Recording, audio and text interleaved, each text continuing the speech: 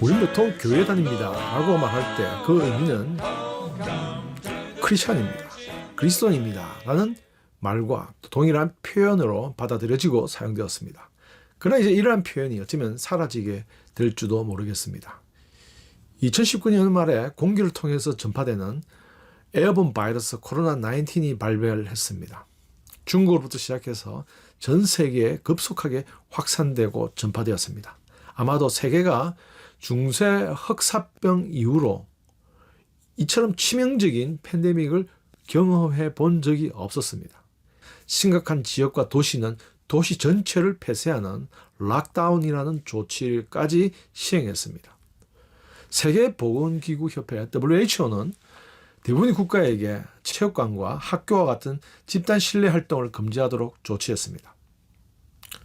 무엇이라고 거부할 수 없는 상황 가운데 대부분의 시민들은 정부의 사회적 격리 방역 조치를 따랐습니다. 교회도 예외가 될 수가 없었고, 교회도 어쩔 수 없이 예배당의 문을 닫고 예배당에서 예배드리는 것을 포기했습니다. 교회가 예배당 문을 닫는다는 것은 아마도 일부 지역적이고 한시적이다라고 모두들 생각했습니다. 그런데 벌써 1년이 지났습니다. 지금까지 대부분의 모든 교회가 예전처럼 모여서 예배드리는 것을 상상할 수가 없습니다. 아마도 예전처럼 회복하는 데는 상당한 시간이 걸리든지 아마 옛날 모습으로 돌아오기란 어렵지 아니할까 생각합니다.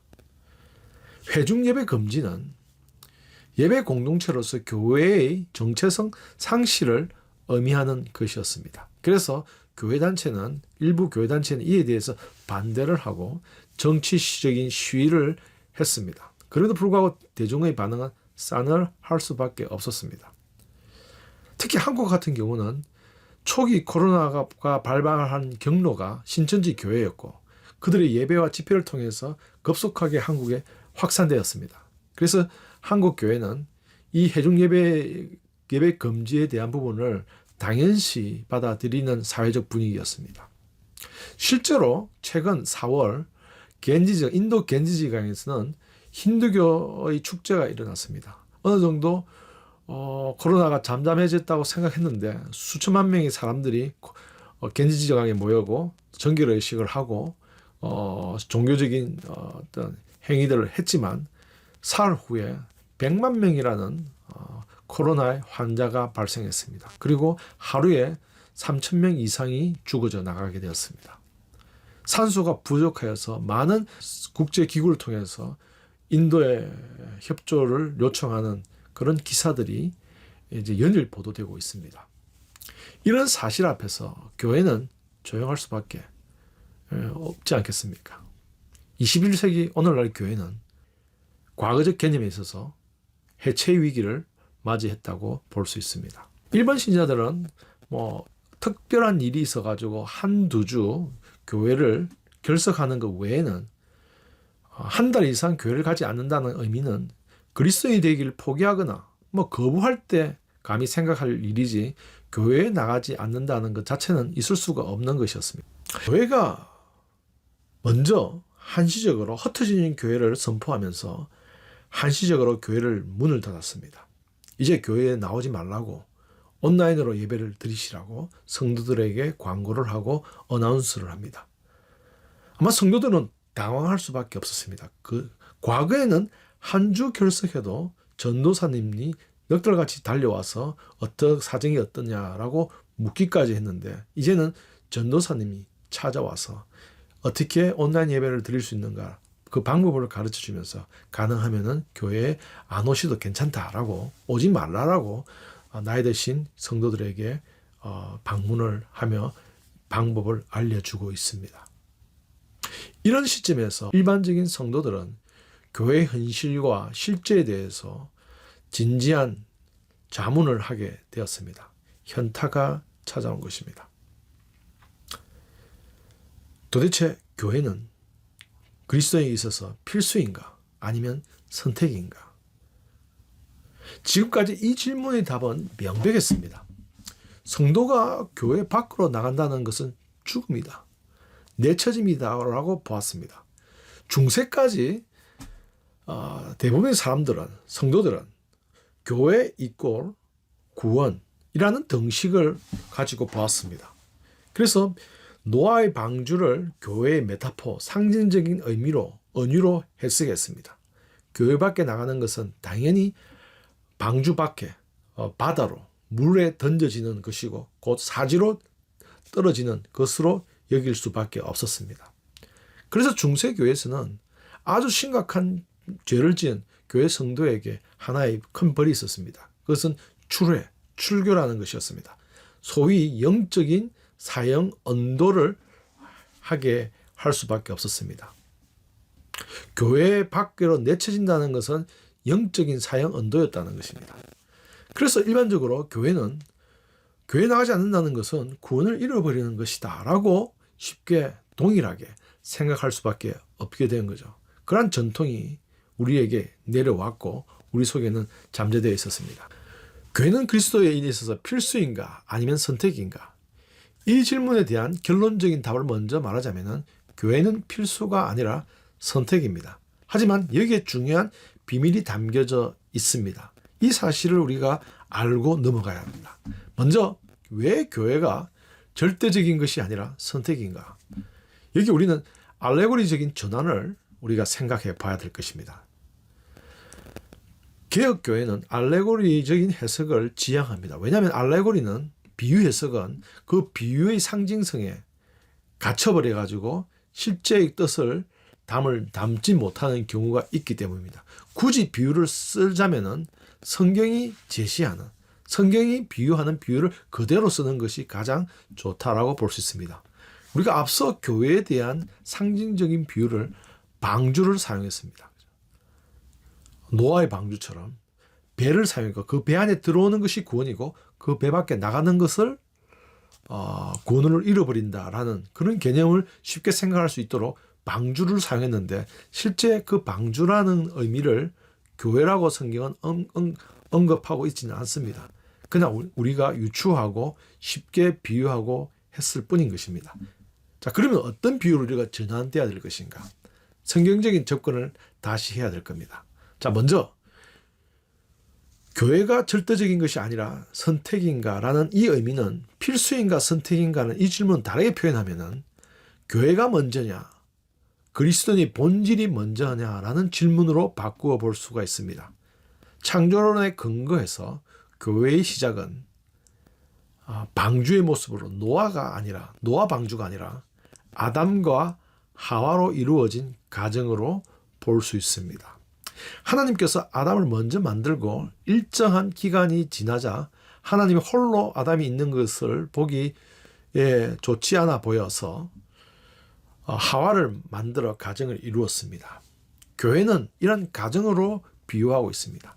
신약 성경에 분명히 교회는 그리스도와 신부로 비유하면서 아내와 남편을 비유를 두면서 교회의 상징적인 비유로 가정, 아내, 신부를 상징적으로 명시하고 있습니다.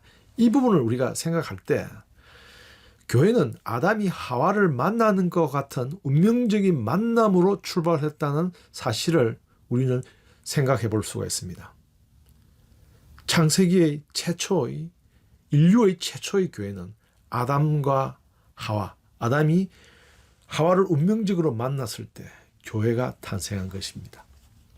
즉 교회는 그리스도인의 운명적인 만남으로 이루어진 것이다 라고 정의할 수가 있습니다.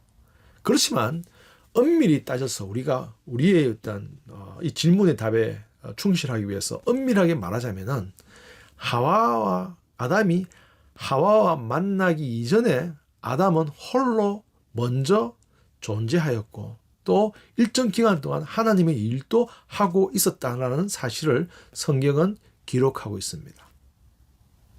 그러나 아담이 홀로 존재할 수 있었지만 하와랑 함께 하는 것이 보기가 더 좋았다라고 보았기에 하나님께서 여자인 하와를 만들고 가정을 만들었다는 것입니다. 오늘 현대인들은 이런 질문을 합니다. 결혼이 필수냐 선택이냐? 이 질문에 대한 답과 어쩌면 오늘날 교회와 성도의 관계에 대해서 생각할 때 쉽게 답을 생각해 볼 수가 있지 아니할까 생각합니다. 그리스도와 교회를 신랑과 신부로 비유한 이유도 사실은 이 질문을 통해서 우리는 답을 유추해 볼 수가 있습니다. 신부가 될 것인가? 싱글로 편하게 혼자 살 것인가? 선택은 우리에게 있습니다.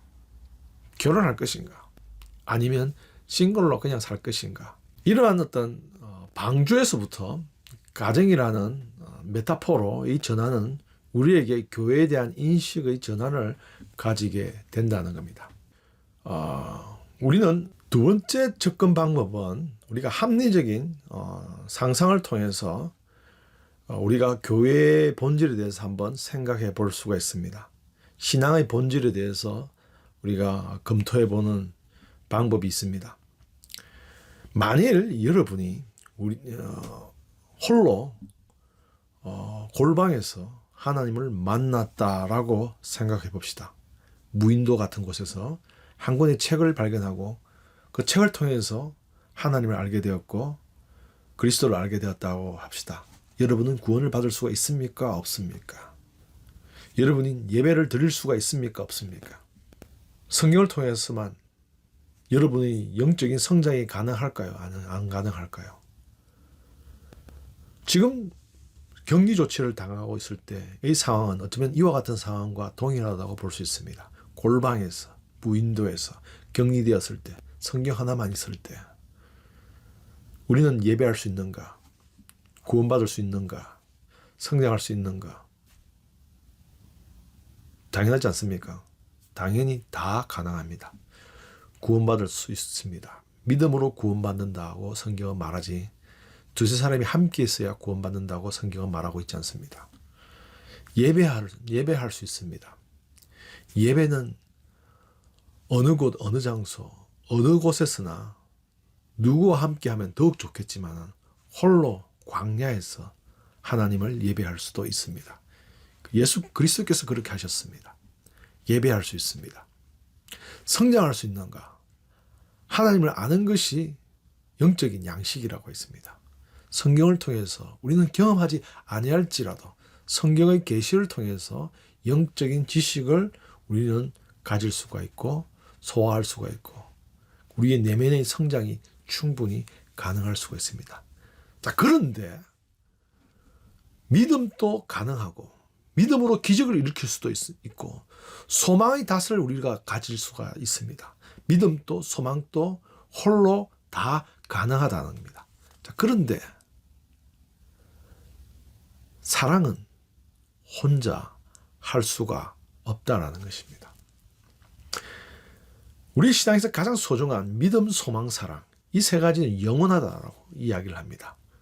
그런데 믿음도 혼자 할 수 있고 소망도 혼자 꿈꿀 수가 있습니다. 그러나 사랑은 홀로 할 수가 없다라는 겁니다. 그런데 어쩝니까? 성경은 말하기를 이 셋 중에 다 귀하지만 그 중에 제일은 사랑이라고 이야기를 합니다. 교회는 필수가 아닙니다. 하지만 교회를 선택하시기를 바랍니다. 왜냐하면 홀로 사랑할 수 없기 때문입니다. 왜냐하면 우리는 사랑받기 위해 태어난 존재이기 때문입니다. 교회는 필수가 아닙니다. 하지만 아주 강력하게 여러분들에게 저는 교회를 선택하시기를 바랍니다. 이 교회는 유형적인 교회를 말합니다. 어쩌면 교회는 어떤 분이 교회가 필수라고 이야기하시는 분의 개념은 유기적인 교회로서 무형의 교회로서 부모가 없는 자식이 없는 것처럼 고아가 아닌 이상 우리는 부모가 존재하는 것처럼 우리가 탄생될 때 하나님의 교회 안에 속합니다. 그러나 우리가 지금 답하고자 하는 의미에 있어서 이 교회는 유형적인 교회를 말하고자 하는 겁니다. 이 유형적인 교회, 이 교회는 필수는 아닙니다. 그러나 그리스도인인 우리는 어쩌면 사랑하기 위해서 선택된 자들이라는 것을 잊어서는 안 된다는 겁니다. 유시와 시인의 시 가운데 이러한 19절이 있습니다. 나는 내가 곁에 있어도 그립다. 우리가 그동안 회중 속에서, 교회 속에서 이와 같은 고독과 외로움을 느꼈다면 여러분의 몸은 교회 속에 있을 줄 모르겠지만 여러분의 영혼과 마음은 어쩌면 교회 밖에 나와 있는 분이시라는 것. 이 사실을 자각해야 된다는 겁니다. 그래서 우리는 교회에 돌아가서 사랑하고 사랑받고 그런 아름다운 사랑을 이루어가는 그런 공동체 속의 일원이 되는 것이 바람직한 모습이라고 성경은 말하고자 합니다. 예수님께서 이 땅에 오셨을 때 두 가지의 사명을 언급했습니다. 첫째는 양으로 생명을 얻게 하는 것이다 라고 했습니다.